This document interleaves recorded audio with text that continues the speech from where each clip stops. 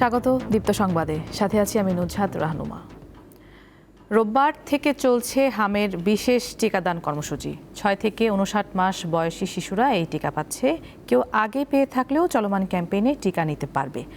এদিকে সন্দেহজনক হাম নিয়ে একদিনে দেশে আরও কমপক্ষে 10 শিশুর মৃত্যু হয়েছে। এর মধ্যে 2 শিশুর হামে মৃত্যুর বিষয়টি নিশ্চিত হওয়া গেছে।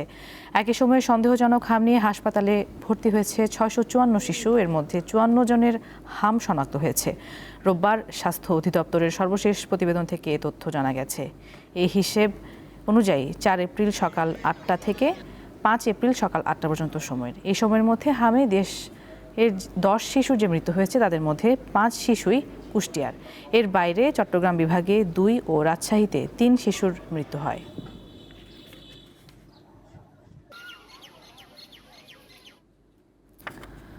ময়মনসিংহের সদর, ত্রিশাল ও তারাকান্দা উপজেলায় চলছে হামের টিকাদান কর্মসূচি। এই বিষয়ে জানাতে ময়মনসিংহ থেকে যুক্ত আছেন সহকর্মী মাহমুদুল হাসান।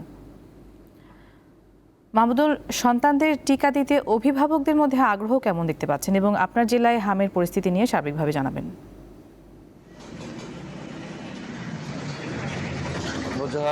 গতকালকে থেকে এই হাম টিকা উদ্বোধন করা হয়েছে।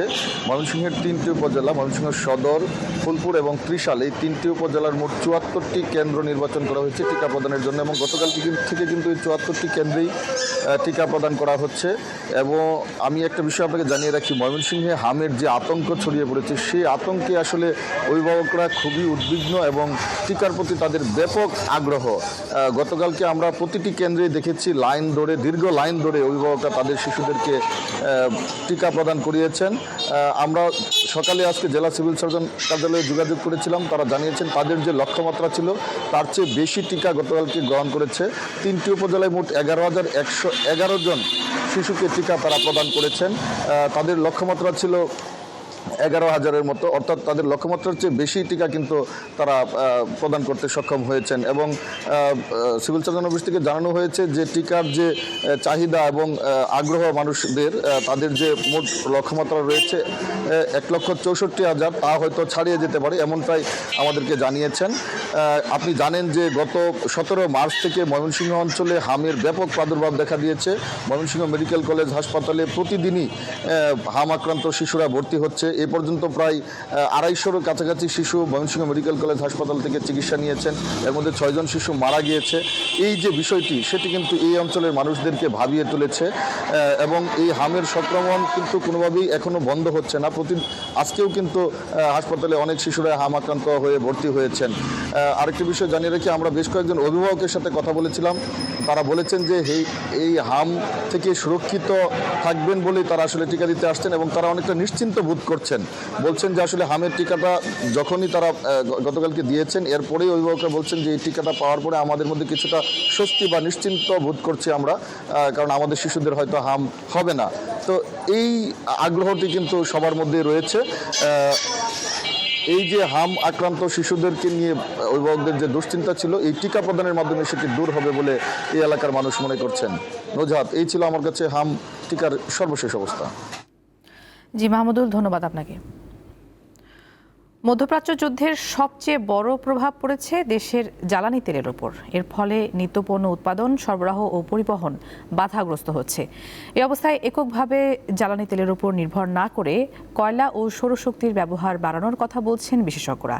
এলএনজি আমদানির ক্ষেত্রেও বিকল্প উৎস খোঁজার তাগিদ তাদের। মধ্যপ্রাচ্য যুদ্ধে দেশের অর্থনীতি নিয়ে ধারাবাহিকের দ্বিতীয় পর্ব দেখুন আজ।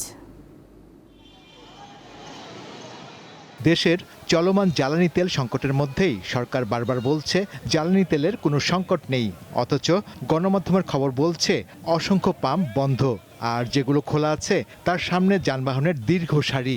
ঘন্টার পর ঘন্টা অপেক্ষা করেও কেউ কাঙ্ক্ষিত তেল পাচ্ছেন না। পাবলিক চলে গেছে প্যানিক ভেঙে, মানে ওনাদের আতঙ্ক তেলের দাম বেড়ে যেতে পারে, আমি তেল নিয়ে রাখি, কি জানি তেল যদি নাও পাওয়া যায়, যুদ্ধ চলতেছে। এই যে একটা প্রবণতা পাবলিকের মাঝে, এই প্রবণতাটা যতক্ষণ পর্যন্ত পাবলিক নিজের থেকে নিজে দূর না করবেন, ততক্ষণ পর্যন্ত এই বর্তমান পরিস্থিতি উত্তরণ কি আমার মনে হয় সম্ভব না। যার যেটুক চাহিদা, এই তেলটুকু নেন আপনারা, আপনার 2 মাসও তেলের জন্য চিন্তা করতে হবে না। কিন্তু আমরা তো কথা শুনতেছি না। সরকারও বলতেছে পর্যাপ্ত তেল আছে। এদিকে অর্থনীতিবিদরা বলছেন সুষ্ঠু ব্যবস্থাপনার মাধ্যমে জনসাধারণের দুর্ভোগ অনেকাংশে কমিয়ে আনা সম্ভব। মানুষ হঠাৎ করে জানতে পারে যে আগামী দিন দাম বেড়ে যাবে, তখন মানুষ প্যানিক বাই করে। সুতরাং একটা চিন্তা থাকা উচিত যে না, এরকম শর্টেজ আমাদের না, এবং আমাদের অল্টারনেটিভ আছে। ঢাকাতে সিএনজি গাড়ি চলে, অধিকাংশ বাস সিএনজিতে চলে। ঢাকাতে ইলেকট্রিক্যাল ভেহিকল প্রচুর চলে। সুতরাং দেয়ার আর অল্টারনেটিভ ফর বাংলাদেশ, যেটা অনেক দেশের নাই।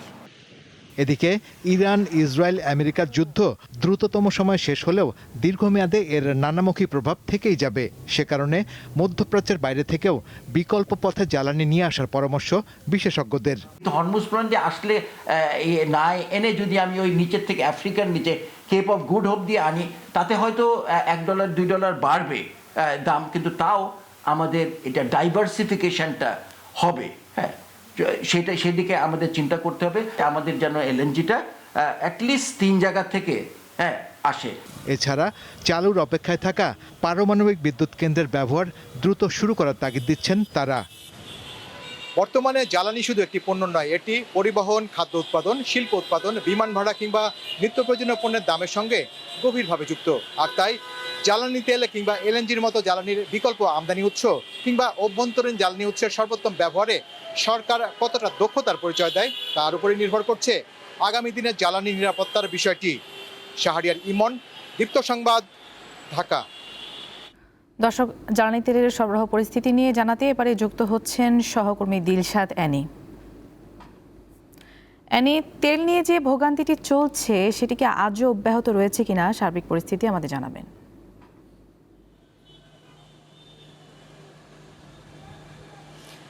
আসলে গত 1 মাস ধরে মধ্যপ্রাচ্যের যুদ্ধের কারণে যে অবস্থা চলছে সারা বিশ্ব জুড়ে, তার প্রভাব কিন্তু বাংলাদেশেও পড়েছে, এবং গত 1 মাস ধরে আমরা দেখতে পাচ্ছি কোনো ধরনের উন্নতি হয়নি। যেমন আপনার যারা আছেন, মোটরসাইকেল চালক আছেন, ব্যক্তিগত গাড়ি চালক আছেন, তারা বলছেন যে সরকারের পক্ষ থেকে বারবার বলা হচ্ছে কোনো সংকট নেই, জ্বালানি তেলের কোনো সংকট নেই, কিন্তু পেট্রোল যে পাম্পগুলো আছে, সেই পেট্রোল পাম্পের যে স্টেশনগুলো আছে, সেখানে আসলে দেখা যায় বাস্তবতা অনেকটাই ভিন্ন। যেখানে ঘন্টার পর ঘন্টা দীর্ঘ লাইনে দাঁড়িয়ে আছেন চালকরা, কয়েক ঘন্টা বললে ভুল হবে, আমরা দেখেছি বেশিরভাগ ক্ষেত্রে 8 থেকে 9 ঘন্টা, কোনো ক্ষেত্রে 10 থেকে 12 ঘন্টাও তারা দাঁড়িয়ে থাকছেন। সব মিলে এক স্টেশন থেকে আরেক ফিলিং স্টেশনে যাচ্ছেন, তেল পাচ্ছেন না, তেল সরবরাহ বন্ধ আছে। রাজধানীর বেশিরভাগ পেট্রোল যারা সরবরাহ করে থাকে, ফিলিং স্টেশন যারা আছে, বেশিরভাগ ফিলিং স্টেশন আমরা দেখেছি তেল সরবরাহ বন্ধ রয়েছে। এই মুহূর্তে আমি যে ফিলিং স্টেশন আছে এখানে একই অবস্থা। এখানে আপনারা দেখতে পাচ্ছেন তেল সরবরাহ বন্ধ রয়েছে, কারণ তাদের কাছে তেল নেই। তাদের তেলের গাড়ি পাঠানো হয়েছে ডিপোতে, সেই গাড়ি এখানে পৌঁছানো সাপেক্ষে তারপর তারা তেল সরবরাহ করতে পারবেন আমাদেরকে জানিয়েছেন। তারা সময় বলেছেন আনুমানিক সেটা দুপুর হতে পারে, যে আসা যাওয়ার একটা বিষয় আছে, সব কিছু মিলে তারা কোনো নির্দিষ্ট সময়ও দিতে পারেনি। আর এখানে যারা লাইনে আছেন, যারা মোটরসাইকেল আরোহী চালকরা, ব্যক্তিগত গাড়ির চালকরা যারা আছেন, তারা বলছেন যে এক ফিলিং স্টেশনে যখন তারা দাঁড়িয়ে থাকেন, ঘন্টার পর ঘন্টা দাঁড়িয়ে থাকেন, হঠাৎ করে তারা শুনতে পান যে তাদেরকে বলা হয় সেখান থেকে চলে যেতে, কারণ তাদের তেল সরবরাহ আর তারা করতে পারছে না। তাদের যে বরাদ্দ যে তেল ছিল, সেই তেল সরবরাহ শেষ হয়ে গিয়েছে। তো এতে অনেক মোটরসাইকেল চালক যারা আছেন তারা আসলে ক্ষোভ প্রকাশ করেন। তারা বলছেন যে যদি একটু আনুমানিক আমাদেরকে আগেই বলে দেওয়া হয়, কিছুক্ষণ আগে, যে তাদের তেল শেষ হওয়ার প্রান্তে, সেক্ষেত্রে তারা এখানে 3-4 ঘন্টা অপেক্ষা করতে না, দাঁড়াতে নাই। যে আপনারা দেখতে পাচ্ছেন যে মোটরসাইকেল চালক যারা আছেন রোদে মোটরসাইকেল পার্কিং করে তারা যেখানে একটু ছায়া পাচ্ছেন সেখানেই তারা দাঁড়াচ্ছেন। তাদের তো প্রশ্ন হচ্ছে যে সরকার বারবার বলছে, কিন্তু চালকরা এসে ভোগান্তির শিকার হচ্ছে, তারা কোনো ধরনের পরিবর্তন দেখতে পায়নি, যেটি তারা অভিযোগ করেছেন। আর আমরা দেখেছি যে বেশিরভাগ যে ফিলিং স্টেশন যেগুলো আছে বনশ্রী, তেজগাঁও, সাত রাস্তা, উত্তরা এবং গুলশানের দিকে আমরা দেখেছি, আসাদ গেটের দিকেও দেখেছি, বেশিরভাগ ফিলিং স্টেশনে কিন্তু তেল সরবরাহ বন্ধ রয়েছে। তো সার্বিক চিত্র কিন্তু একই রকম আছে, কোনো ধরনের পরিবর্তন নেই। মানুষ ঘন্টার পর ঘন্টায় দাঁড়িয়ে আছে, তীব্র আমরা রোদ দেখতে পাচ্ছি, কড়া রোদেও দাঁড়িয়ে আছে এবং কোনো এখন পর্যন্ত 1 মাস ধরে আমরা যে সংকট দেখতে পাচ্ছি পেট্রোল পাম্পগুলোতে, সেই একই অবস্থা আজকেও আছে। তো এই ছিল সবশেষ পরিস্থিতি। দর্শক, আমরা শুনছিলাম, সরাসরি যুক্ত ছিলেন সহকর্মী দিলশাদ অ্যানি। আন্তর্জাতিক প্রসঙ্গ। হরমুজ প্রণালী কখনোই আগের অবস্থানে ফিরে যাবে না বলে সতর্ক করেছে ইসলামিক রেভলিউশনারি গার্ড কোরের নৌবাহিনী। রোববার রাতে সামাজিক যোগাযোগ মাধ্যম এক্সে এক বিবৃতিতে আইআরজিসি জানায়, সাম্প্রতিক আঞ্চলিক পরিস্থিতি এমন এক নতুন বাস্তবতা তৈরি করেছে যেখানে যুক্তরাষ্ট্রের নেতৃত্বাধীন বহিঃশক্তিগুলো ইরানের সমুদ্রসীমায় আর প্রভাব বিস্তার করতে পারবে না। এদিকে ইরানের রাজধানী তেহরানের একটি বিশ্ববিদ্যালয়ে হামলা হয়েছে। এরপরই তেহরানের কিছু এলাকায় গ্যাস সরবরাহ বন্ধ হয়ে গেছে। বর্তমান পরিস্থিতিতে যুক্তরাষ্ট্র, ইরান ও আঞ্চলিক কয়েকটি মধ্যস্থতাকারী দেশ সম্ভাব্য ৪৫ দিনের একটি যুদ্ধবিরতির শর্তাবলী নিয়ে আলোচনা করছে বলে জানিয়েছে যুক্তরাষ্ট্রের অনলাইন সংবাদ মাধ্যম এক্সিওস।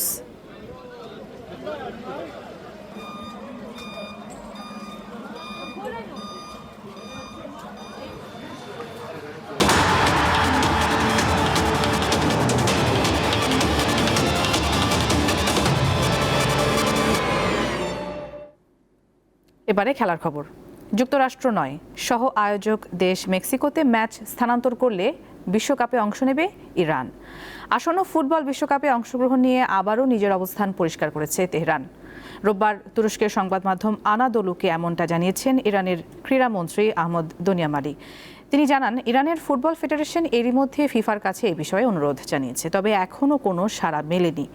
আগামী 11 জুন থেকে বিশ্বকাপ শুরু হবে। সূচি অনুযায়ী ইরান তাদের প্রথম ম্যাচে 16 জুন লস অ্যাঞ্জেলেসে নিউজিল্যান্ডের মুখোমুখি হবে। এরপর 22 জুন একই ভেন্যুতে বেলজিয়ামের বিপক্ষে খেলবে এবং 26 জুন সিয়াটলে তাদের শেষ গ্রুপ ম্যাচ অনুষ্ঠিত হবে।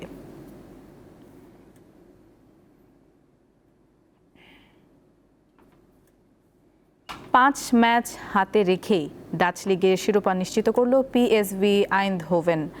রোববার লিগ টেবিলের নিচের সারির দল ভেলেন্ডামের মাঠে গোলশূন্য ড্র করে ফেইনোর্ড, তাতেই শিরোপা নিশ্চিত হয়ে যায় আইন্ডহোভেনের। নেদারল্যান্ডসের এই শীর্ষ লিগে 29 ম্যাচে 23 জয় ও 2 ড্রয়ে চ্যাম্পিয়ন আইন্ডহোভেনের পয়েন্ট 71। তাদের চেয়ে 17 পয়েন্ট কম নিয়ে 2-এ রয়েছে ফেইনোর্ড। এই নিয়ে টানা তৃতীয়বারের মতো শিরোপা জিতল আইন্ডহোভেন।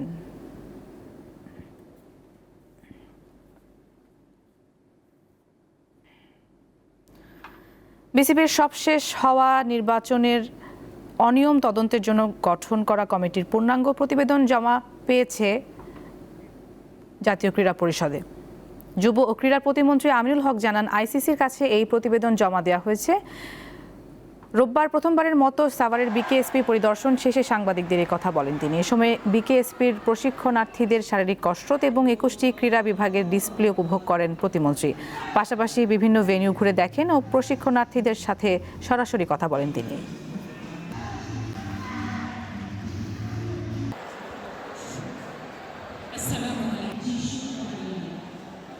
ইতিমধ্যে তদন্ত প্রতিবেদন আমাদের কাছে জমা হয়েছে।